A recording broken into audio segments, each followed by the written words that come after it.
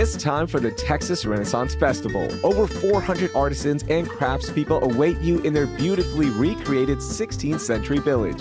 Enjoy a worldwide menu featuring savory dishes, tasty sweets, and a variety of drinks. Revel in the finest musicians, entertainers, and nightly fireworks. Stay the weekend with their Stay and Play Pass. Open weekends and Thanksgiving Friday from October 11th through November 30th. Get tickets and more at texrenfest.com. Family merriment awaits. Huzzah!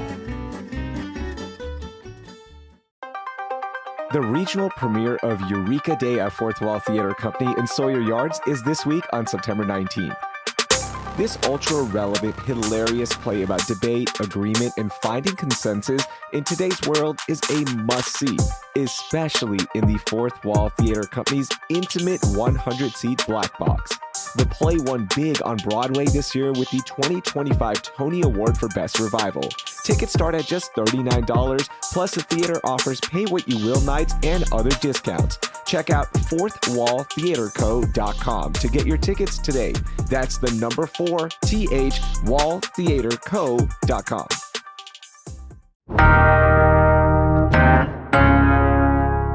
Today on CityCast Houston, we're all feeling the economic pinch right now, so my friend and Culture Map editor, Eric Sandler, is giving us some budget bites. Plus, I have a take so hot that it's going to melt this viral ice cream. Let's talk food.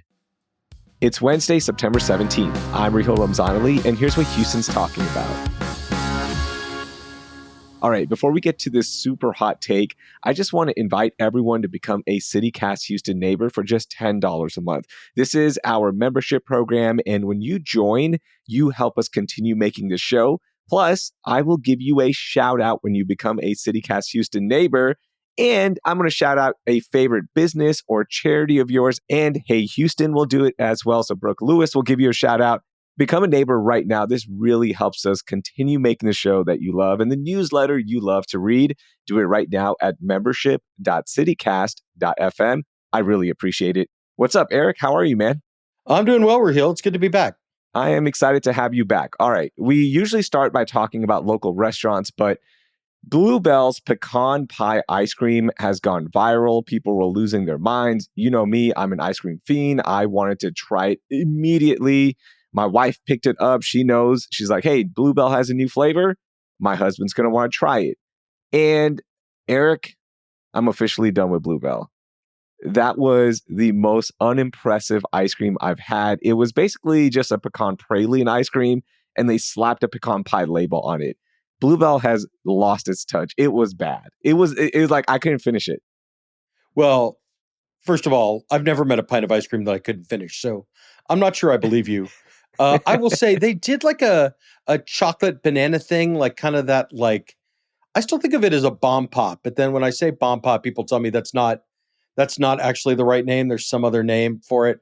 But anyway, They did that as a pint a couple of months ago. That was delicious. That was like very nostalgic for me. So there's still something about Bluebell homemade vanilla over a warm slice of pie. There's still something about the mint chocolate chip that I have been eating since middle school. There's still something about their cookies and cream that's a little bit better than everybody else's cookies and cream. So I will say I spread my ice cream dollars around. I love supporting local small business ice cream shops. I could rattle off half a dozen off the top of my head. But there are times when all I want in this world is a pint of Bluebell. Okay, that's totally fair. And there is a lot of nostalgia to Bluebell. And it's great over a nice slice of pie. That homemade vanilla will always be great.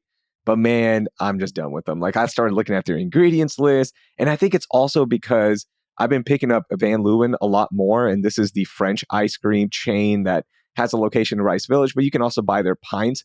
And you look at their ingredients list and it's 5 ingredients. And that's it. And the reason that it's French ice cream, by the way, is because it contains too much butterfat to be regular ice cream. Like, that's the difference.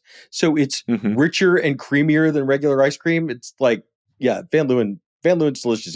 Even though they're a bunch of Yankees from New York, it's still delicious. Yeah, that's what I want to say, where they're from. Hey, Eric, as I mentioned, things are hard right now, and we're all feeling this economic pinch, right? Things are hard when it comes to affordability, and restaurants are struggling because fewer people are eating out right now. They're feeling the pinch. We're feeling the pinch. So let's get some budget bites. Let's see how we can go out and enjoy ourselves without feeling like Yeah. we're breaking the bank. Can you help me with that? Well, I want to do one that's not really like that budgety, but I just want to note it. Okay. All of the Blue Dorn restaurants, all four of them, Blue Dorn, Perseid, Navy Blue, and Bar Blue Dorn, extended their Houston Restaurant Weeks menus through September. So Oh, a cool. $55 three-course dinner is not necessarily a budget bite, but relative to what you will normally spend at a place like Blue Dorn or Navy Blue, it's still a pretty good deal. And they all do that two-course $25 brunch. So I think that's still a pretty good deal. So anyway, I know that's not exactly what you're looking for, but I did want to flag it for people who are looking for like they have like a special occasion, but they don't want to break the bank.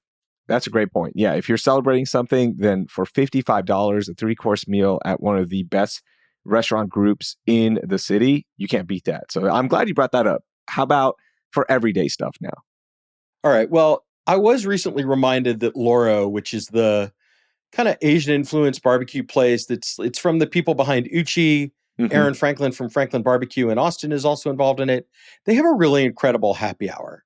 And I think it's just sort of worth noting because you can get like a $6 cabbage salad or a $7.50 pulled pork tostadas or a $9 order of smoked wings. And then they do $5 boozy slushies. They have cocktail and beer specials. And that's every day at both their Kirby location and the Heights location from 2 to 6 p.m. Oh, wow. And there's a good size serving too, right? This isn't just a smaller serving, smaller price.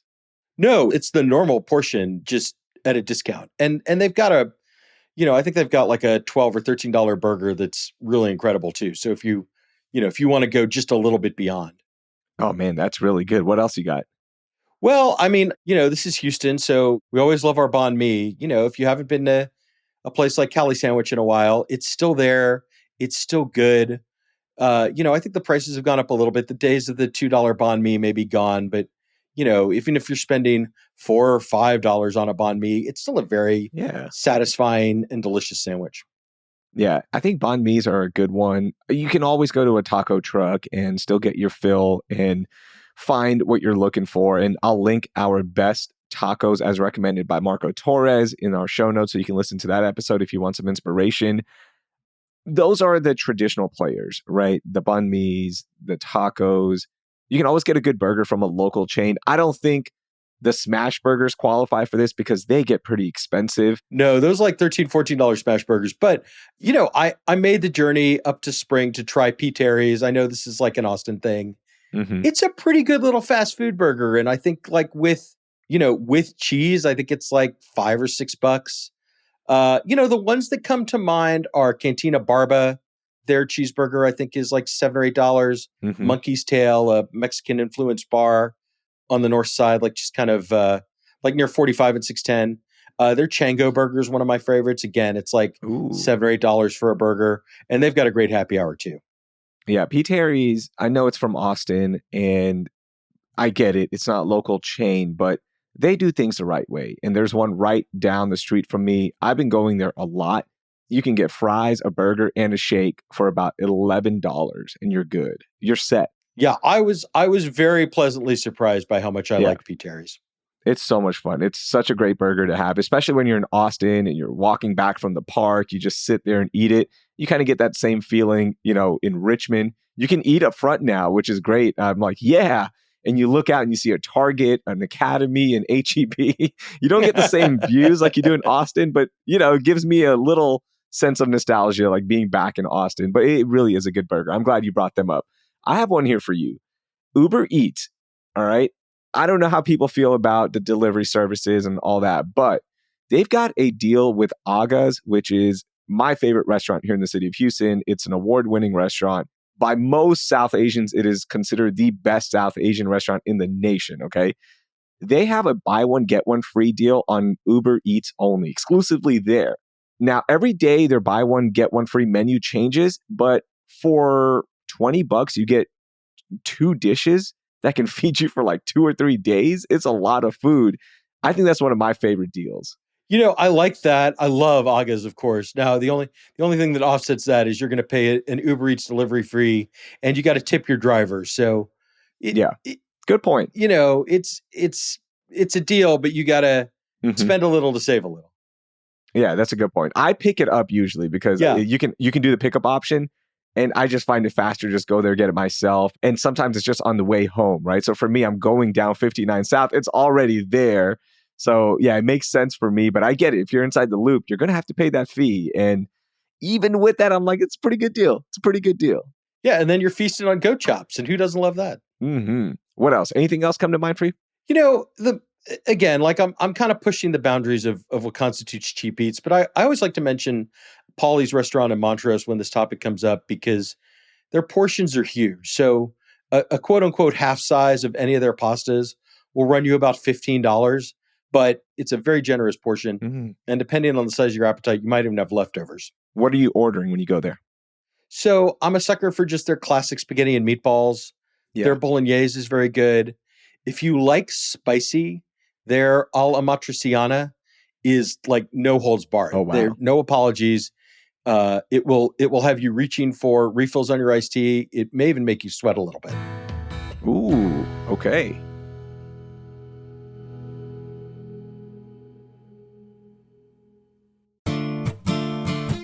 Hey y'all, I want to tell you about the newest exhibition at the Holocaust Museum Houston.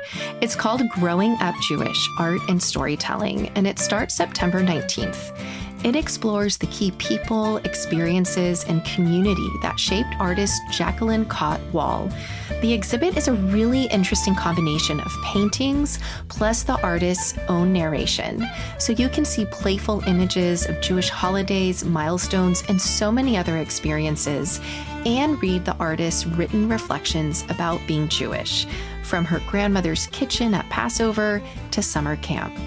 The exhibition is included with your general admission ticket to the Holocaust Museum Houston, so plan your visit now at hmh.org/growingupjewish. And don't forget, admission is free for everyone on Thursdays from 2 to 5 p.m. and always free for children and students through age 18 and college students with a valid student ID. You don't want to miss this moving journey through the eyes of a beloved artist. Head to hmh.org/growingupjewish to learn more. Did you know that September is Childhood Cancer Awareness Month, and kidney cancer is one of the most common types of childhood cancer? So, the Kidney Cancer Association is asking for your help to bring awareness and raise funds through a fun favor. Here it is. Get some chalk, go outside, and write messages of hope on a sidewalk. Yep, that's it. You can raise awareness by chalking up your sidewalk. And be sure to tag the Kidney Cancer Association on social media so they can share your messages of hope with others. And if you can, donate at chalkyourwalk.org so we can raise funds for research. Now's the time to get outside and start drawing so we can come together to fight pediatric kidney cancer. Learn more at chalkyourwalk.org. That's chalkyourwalk.org. Step into the conversation that's shaping Texas's future at the Texas Tribune Festival. The Texas Tribune is bringing together inspiring thinkers, leaders, and innovators to discuss the issues that matter to you. Dive into unforgettable conversations spanning education, the economy, healthcare, energy, technology, public safety, culture, the arts, and more. TribFest gives you an up-close look at how big ideas take shape and how they affect your life.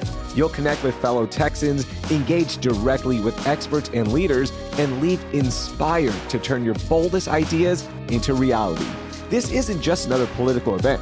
It's a catalyst for shaping the future of Texas today. Mark your calendars, November 13th through the 15th in downtown Austin. Get info and tickets at tribfest.org. That's tribfest.org.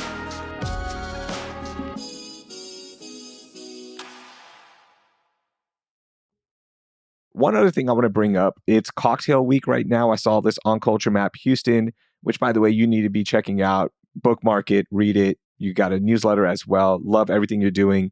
You're also talking about it on What's Eric Eating, your podcast. But it's cocktail week right now, and there are over 30 places doing cocktails for $7.13. That is a steal. Yeah, that is a great deal. You know, back in the day, cocktails were $10, or if they were nice, they were $12. Now cocktails are $15, or if they're a little nicer, they're $18, or maybe even $20 if you go to a really upscale steakhouse. So $7.13 cocktails, and they're all good places: Johnny's Gold Brick, Grand Prize, Winnie's, Julep, Reserve 101, Bayou and Bottle at the Four Seasons. I mean, to go and sit in the lobby bar of the Four Seasons, which is this really elegant kind of Texas Ranch inspired space, and drink a $7 cocktail. I mean, that's a great deal. That's a great experience. Man, that sounds fantastic. I'm linking the entire list in our show notes so people can check it out. One place that isn't participating right now, Eric, it's 13, which is the restaurant owned by James Harden of Houston Rockets fame, NBA fame, right? He was here, had some successful years. And that place has now been shut down and is getting sued. I saw this trending. Can you update me on what is happening with his restaurant? Yeah, it's kind of a mess, to be honest with you. 13 has been locked out of its space by its landlord. And the note on the door says that they owe $2.2 million in back rent.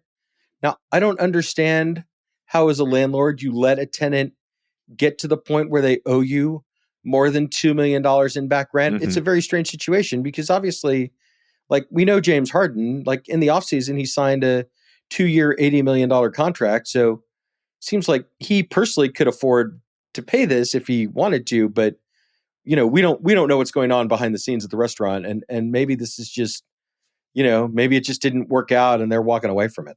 Yeah, that's immediately what came to mind is like, obviously James Harden could afford this. And look, as a athlete, a celebrity, you've got different LLCs, different companies, but the man has made over $372 million in his career earnings. Not counting endorsements, just in salary from playing basketball. Oh, great point. Yeah.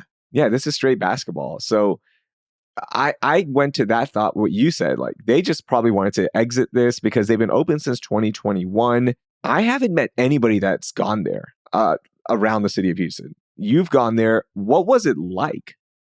It was kind of vibe dining-ish. It didn't have like the interactive elements like the musicians, but it was dimly lit. It was, in its first iteration, it had like a kind of elevated Southern menu. And then that chef left and they found a new chef who did like a kind of Pan-Asian menu, a little sushi, a little steak, lobster dumplings, all that kind of stuff. So it wasn't bad. Like none of it was bad, I would say. And I like the food well enough. It's just, it wasn't quite my cup of tea. So it wasn't a place that I wanted to go back to. They had the hookah bar, like they had a bar area with hookah. They did a pretty lively brunch business from what I understand. And then there was like a nightclub in the basement that operated on the weekends. That's a natural progression for a restaurant, nightclub in the business. It's very on brand for James Harden. Yeah. That's like totally James Harden. He loves to party and he's been all over the headlines when he was here in the city of Houston playing. So, okay, that makes sense. So what's next for them? Are they just going to battle this out in court and hopefully the landlord gets this money, or is this kind of just a lost cause? Yeah, right. I guess with the lawsuit, this is all headed to court at some point. You would think that they would settle. That's usually how civil litigation goes. It rarely reaches a courtroom. The landlord will get some of the money and then they'll have to find someone else to take this massive, I don't know, 17,000 square foot space. Actually, maybe August should open in Midtown. It'd be perfect for them. I'll let him know. I'll let Shaukat Uncle know that this space is available. Then you can just pick up your food from Aga's Midtown instead of getting the delivery fees. Yeah, there will be no 2 for $20 entrees at that rent, I promise. All right, before I let you go, another restaurant that was closing but is no longer closing for a while. What's up with Pico's? Yeah, this is the rare kind of good news story, right? Pico's announced in August that they were going to close at some point. They were a little bit vague about it. They said, September, October, we're going to close, and it's been 40 plus years, and thanks for everything. This was the reminder, the kick in the butt that Houstonians needed to remember, like, oh, actually, we really love Pico's. And they've been absolutely packed ever since this announcement. Yeah. I'll tell you that it was the most read article on Culture Map for the month of August. They've been so busy that they're going to stay open through the end of the year. So that's great news. because, one of the things that Pico's is known for are their holiday tamales. And so now you'll be able to get tamales from Pico's beginning in mid-November right through January. And then, at some point in January, they'll say a final farewell. But yes, we have Pico's at least through the end of the year. Okay. Any chance they go beyond that? Because the last time we talked about it, it was more of who's going to run it, who's going to operate this thing, right? As well as businesses declining. Right. There was sort of a financial pressure, right? They said that their year-over-year numbers were off almost 20%. And then there was a family situation where Arnaldo Richards, the owner of Pico's, his brother passed away, who had been his kind of right-hand man, and his daughter stepped away from the family business to do her own thing. So he didn't have the same level of support that he had previously. So ultimately, I think both of those factors are still kind of long-term hindrances to continuing the business. But I mean, who knows? I mean, if it continues to go well, maybe Arnaldo finds someone else to kind of come in and help him out. Man, that would be awesome. I know a lot of people love Pico's, including executive producer Laura Isensee. That has been her family's hangout and, constant when it comes to the restaurant scene. So maybe somebody does, step in and we continue the Pico's legacy. That would be great. But at least we have till the end of the year and maybe just a couple of weeks in January to go check it out and support them before they officially close. I will say, we've been talking a lot about closings.